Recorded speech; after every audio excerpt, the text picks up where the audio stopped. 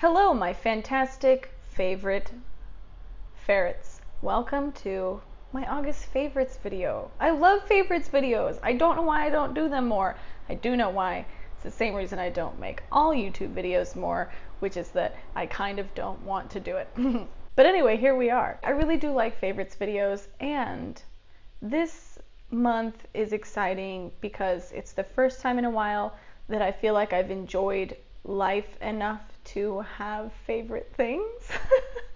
Grim, but honest, because every time I thought about making a favorites video over the last few months, the only thing I could come up with on my list of favorites was survival. And I was like, that's not really a favorite, surviving.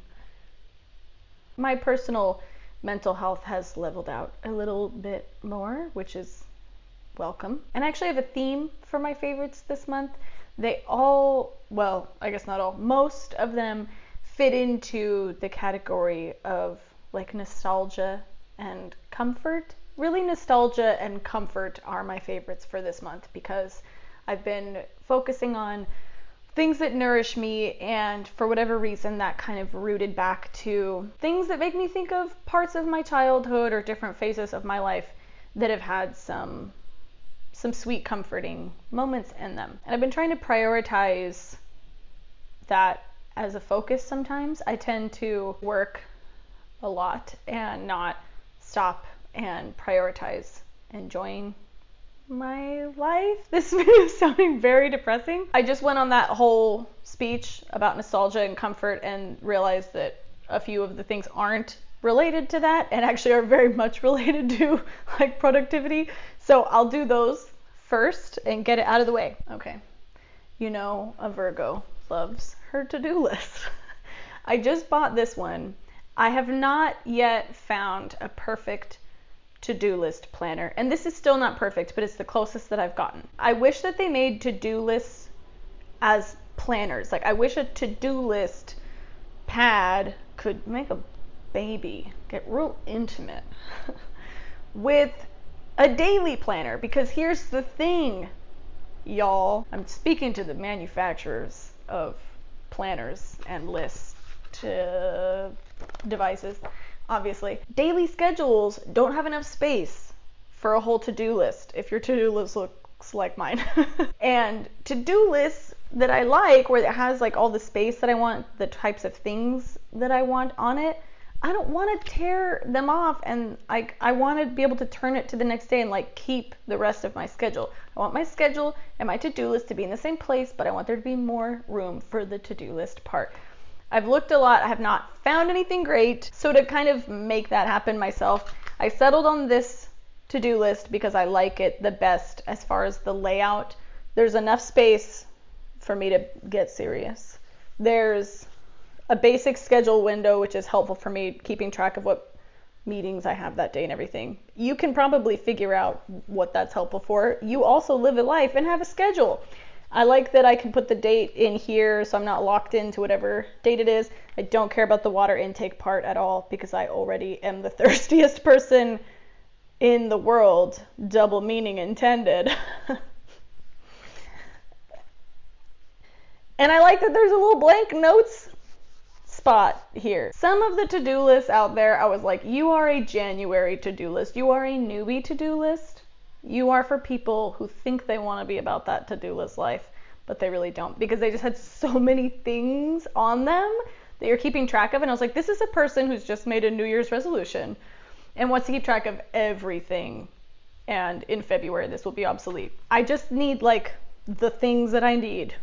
You know, we don't need like 5 different meal prepping boxes and a million other things, and then everything is small. Maybe that works for some people. It probably does, but not for me. So anyway, the solution I came up with was I just got one of these little 99-cent folders, and I put the sheets from days past on this side, and I store it on this side.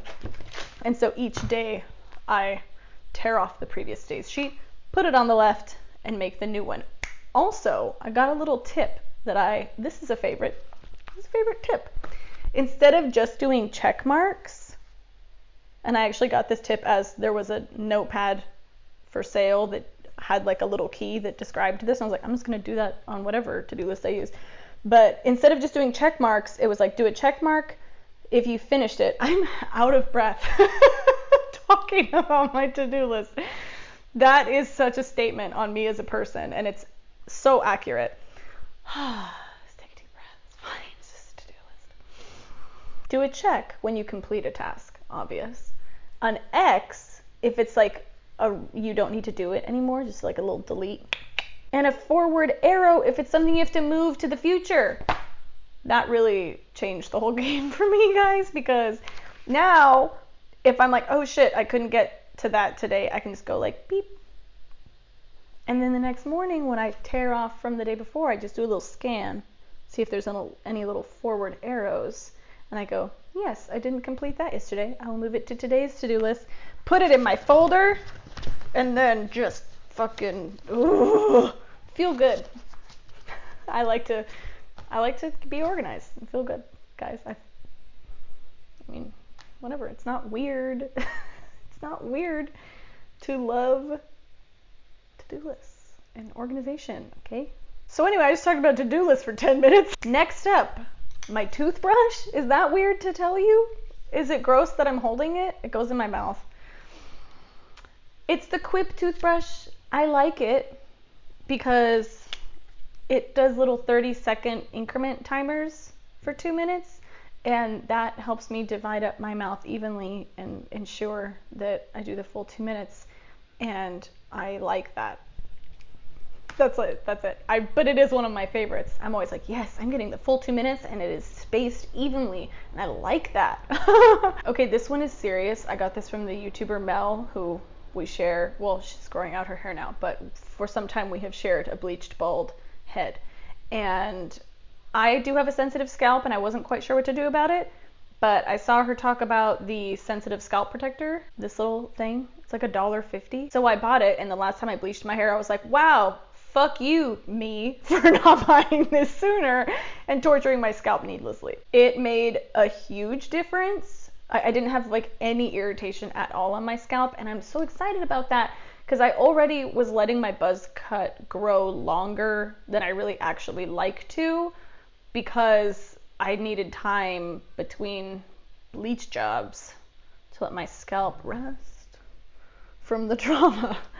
And now I can like bleach and buzz on a more regular schedule because I can protect my scalp with this little thing that has truly changed my life. So excited about it. The UOMA Beauty Concealer. I've been using this for the last few months, and you've seen me use it, I think, in any video where I've done makeup for the last few months.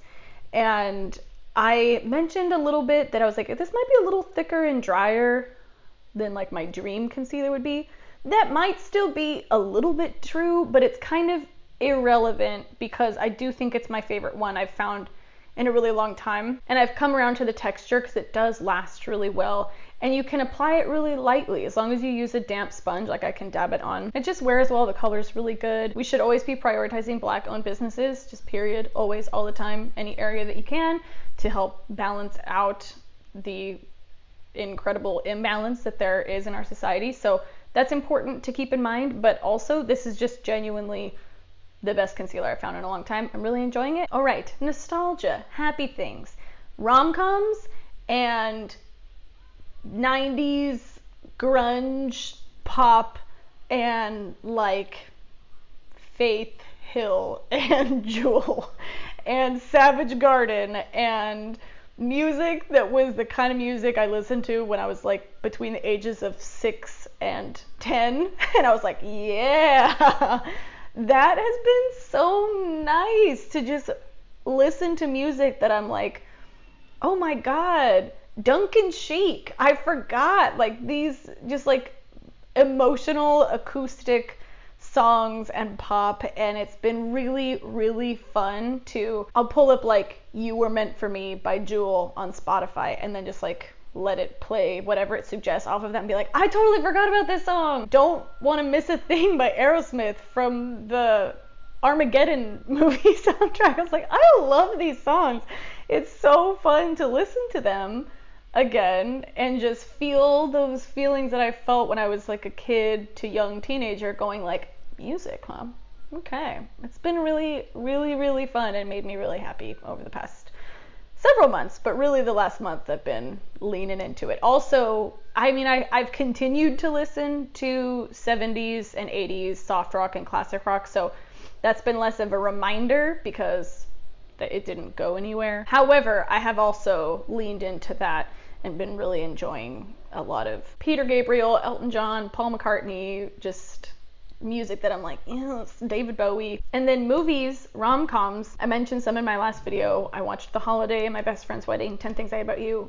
They all just delighted me to my core. A not favorite, I rewatched The Notebook. And I have only seen that movie one time. I saw it once when I was a teenager, and the only thing I remembered was the sex scene. And being more attracted to Rachel McAdams than I am to that guy whose name I just forgot. What's his name?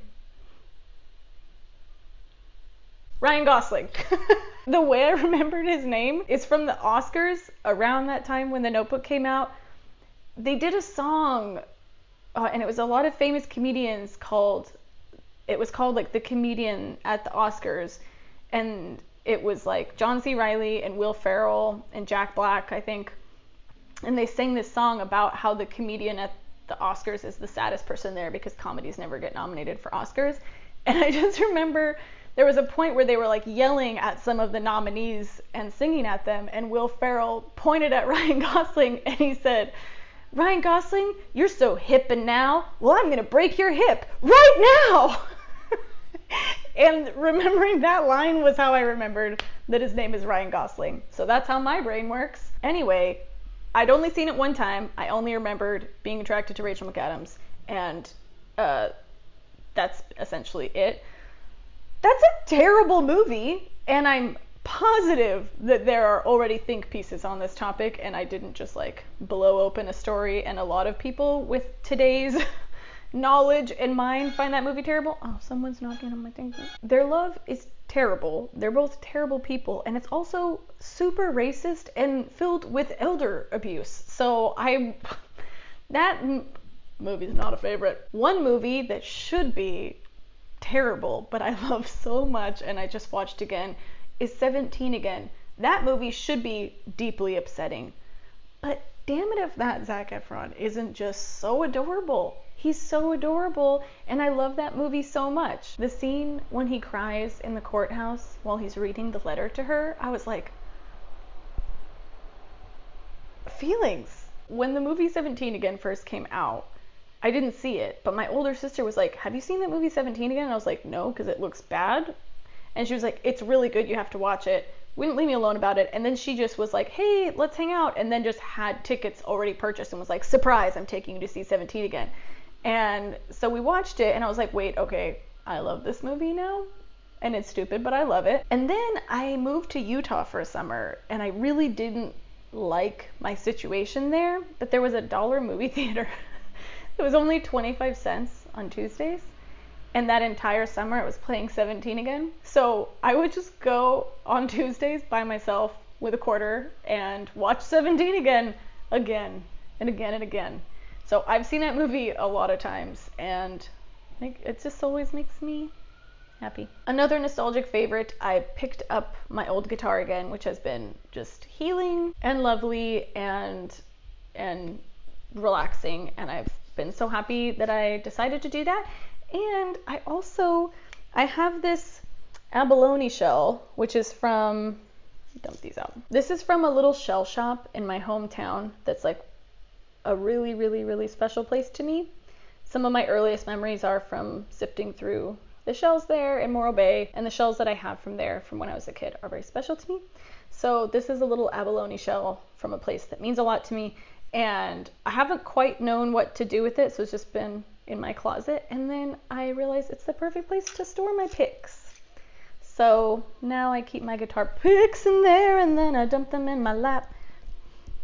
And it makes me really happy, and I'm trying to just foster more moments and things in my environment that make me go, you know? So that's it for my August favorites. I really want to know what are some nostalgic things that either you've been enjoying or that you think you might reintroduce, because I think collectively we need comfort right now and healing.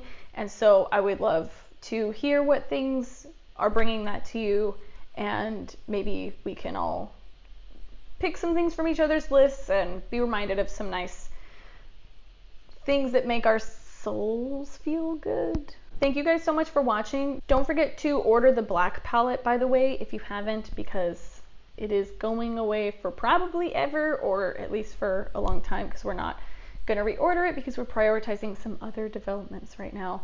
So if you did want to grab a black palette or another one, make sure you do, because there's less than 100. If you liked this video, you can like it, and if you would like to subscribe to this channel, you can also do that, but I'm not here to tell you what to do. I will see you guys soon. Bye.